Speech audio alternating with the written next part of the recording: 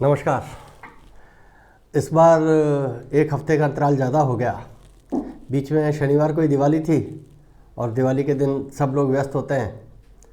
तो आप आशा है आप सबने दिवाली बहुत अच्छी मनाई होगी। आपको भी दीपावली की बहुत बहुत शुभकामनाएं। आज मैं एक ऐसे विषय पर बात करने आया हूं जिस पर देश में काफ़ी हलचल है और ये अंडरकरंट काफ़ी समय से था।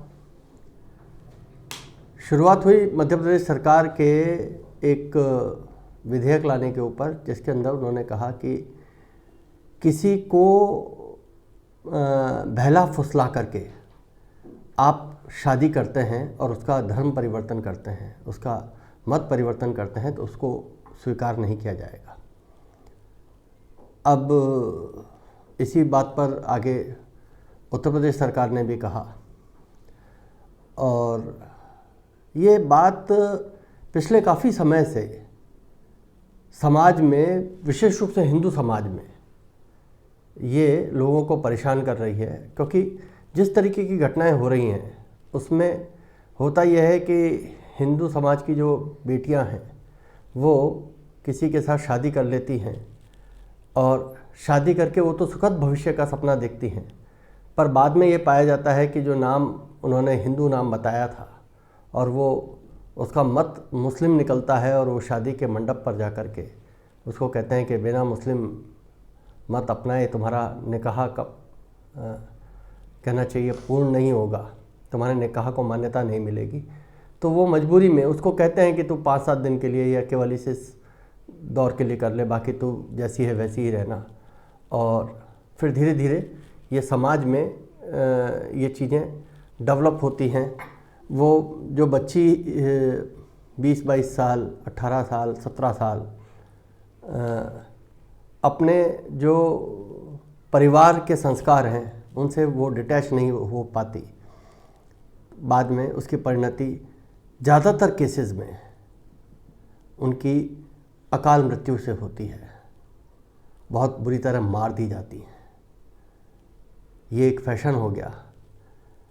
खबरें ये भी आई कि कुछ लोग संगठित रूप से इसको जिहाद के नाम पर कर रहे हैं।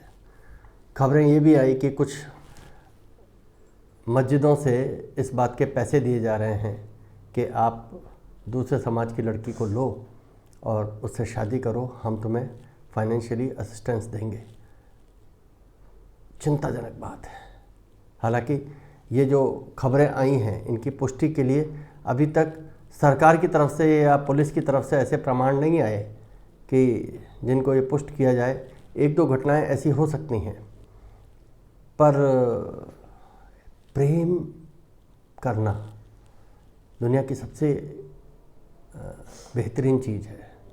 प्रेम विवाह करना ये भी खूबसूरत है, क्योंकि आपने यदि किसी के साथ कमिटमेंट किया है तो उस कमिटमेंट को निभाना। पर प्रेम के नाम पर छल करना ये किसी को स्वीकार नहीं है। तो सरकारों ने इसको रोकने के लिए कानून बनाए और ये भी किया कि जो लोग इसमें मदद करेंगे उनको भी कठोर दंड दिया जाएगा। पर अंतर ये आता है कि राजस्थान के मुख्यमंत्री अशोक गहलोत ने इसको व्यक्तिगत स्वतंत्रता पर हमला बताया है। अब ये क्या राजस्थान के मुख्यमंत्री के व्यक्तिगत विचार हैं या कांग्रेस पार्टी के विचार हैं, ये एक सोचने वाला प्रश्न है। क्योंकि लव जिहाद तो है। वो कहते हैं कि ये कुछ लोगों ने जो दक्षिणपंथी सोच रखते हैं उन्होंने गढ़ा है, पर ये शब्द वैसा नहीं है। ये केरल की हाईकोर्ट ने लव जिहाद शब्द को मान्यता दी। उन्होंने अपने निर्णय में लिखा कि ऐसे ऐसे हो रहा है और इस तरीके से हो रहा है। मैं बड़े समाज में, हिंदू समाज चूँकि बहुल समाज है, बहुलता वाला समाज है, भारत में 80-82% हिंदू समाज है, बल्कि ज़्यादा ही होगा। क्या कभी किसी ने ऐसा सुना है कि एक हिंदू लड़के ने मुस्लिम लड़की से विवाह किया और बाद में उस पर अत्याचार शुरू कर दिए? मैं ऐसे कई मित्रों को जानता हूँ जिन्होंने मुस्लिम लड़कियों के साथ विवाह किया। वो मुस्लिम लड़कियाँ अपनी जो परंपरा के अनुसार जितने त्यौहार हैं, जितने आयोजन हैं, वो सब करती हैं। ईद पर सेवइयाँ भी बनाती हैं, रोज़े भी रखती हैं। और जो लड़के हिंदू समाज के बच्चे हैं वो पूरी शिद्दत से अपनी पत्नी का साथ देते हैं, क्योंकि ये मानते हैं कि जन्म 7 जन्मों का है और ये जो प्रेम किया है उसको निभाया गया। पर दूसरी तरफ मैं देखता हूँ, मुंबई में किसी के साथ किया, उन्होंने कहा कि सारे एक से नहीं होते, पर उस लड़की की लाश कुछ दिनों बाद सूटकेस में मिलती है।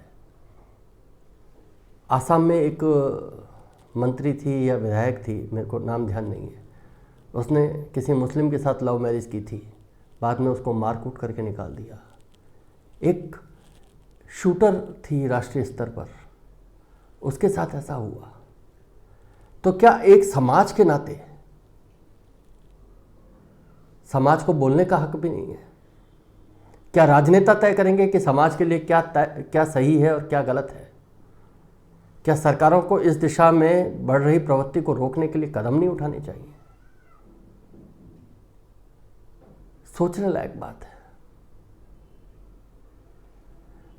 हमें ये ठीक है कि ऐसा हो जाता है, प्रेम किसी का नाम पूछ करके नहीं होता, लव एट फर्स्ट साइट भी होता है, पर निभाने की जिम्मेदारी किसकी है? जो घर छोड़ करके आ रहा है या जो घर में लेकर के आ रहा है? मैं आश्चर्यचकित हूं कि 13-14% का जो मुस्लिम समाज है वो इन विषयों पर आक्रोशित नहीं होता, उनको मन में घुटन नहीं होती। क्यों नहीं होती? क्यों नहीं उनको ऐसा लगता है कि ये हमारे समाज पे, हमारे मत के ऊपर एक कलंक का धब्बा लग रहा है, हमें इससे बाहर आना चाहिए? जब कोई ऐसा निकाह पढ़ा जाता है तो मैं सुनता हूँ कि सारे समाज के लोग जो हैं उसका सहयोग करते हैं। कोई मकान बनाने के लिए पैसे देता है, कोई ज़मीन देता है, कोई काम धंधा देता है, कोई रोज़गार देता है, बहुत अच्छी बात है। पर वो जो जोड़ा है वो खुशहाल रहे, इसकी जिम्मेदारी किसी की नहीं है। कम से कम जिस मस्जिद का मौलवी आकर के वो कराता है या काजी आकर के निकाह कराता है, उसकी जिम्मेदारी नहीं है कि भाई जितने लोगों के साथ उसने निकाह कराया है वो बच्चे ठीक से हैं कि नहीं है, उनके बच्चे ढंग से पढ़ रहे हैं कि नहीं पढ़ रहे, उनका जीवन कैसा चल रहा है, उन पति पत्नी की अंडरस्टैंडिंग है कि नहीं है। मैं समझता हूँ कि ये इन बातों की जड़ में ये जो है ना दूसरा विधान कि साहब हम शरिया को मानते हैं, वो बीच में है। कई सारे देश ऐसे हैं जिन्होंने अपना कानून बनाया हुआ है, वो शरिया को नहीं मानते, मुस्लिम होते हुए भी। क्यों? क्योंकि शरिया के अंदर तो किसी की प्रताड़ना का, किसी को कष्ट देने का, किसी मासूम को दिल दुखाने के बहुत कड़े प्रावधान हैं। तो खिचड़ी हो गया है। क्या देश के मुसलमान हर चीज़ पर, बलात्कार जैसे अपराध के ऊपर शरिया को मानने के लिए शरिया कानून को अपनाएंगे? यदि वो शरिया के कानून को नहीं अपनाएंगे तो फिर भारत के संविधान की बात। तो जहाँ जहाँ अच्छा लगे वहाँ भारत का संविधान अपनाना है और जहाँ सहूलियत हो वहाँ शरिया का कानून अपनाना है, ये बात कुछ हजम नहीं होती। और राजस्थान के मुख्यमंत्री अशोक गहलोत ने यदि निजी राय दी है तो वो ठीक है, वो उनकी निजी राय है, पर यदि ये कांग्रेस पार्टी का स्टैंड है कि लव जिहाद व्यक्तिगत स्वतंत्रता पर हमला है, तो हमें निश्चित रूप से सारे समाज को इस विषय पर सोचना पड़ेगा। और जो समाज की समस्या है उससे समाज ही निपटेगा, उसमें सरकार के दखल की बहुत कोई ज़्यादा आवश्यकता रह नहीं जाती।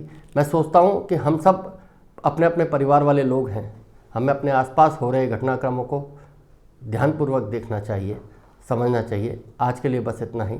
नमस्कार, जय श्री राम, वंदे मातरम।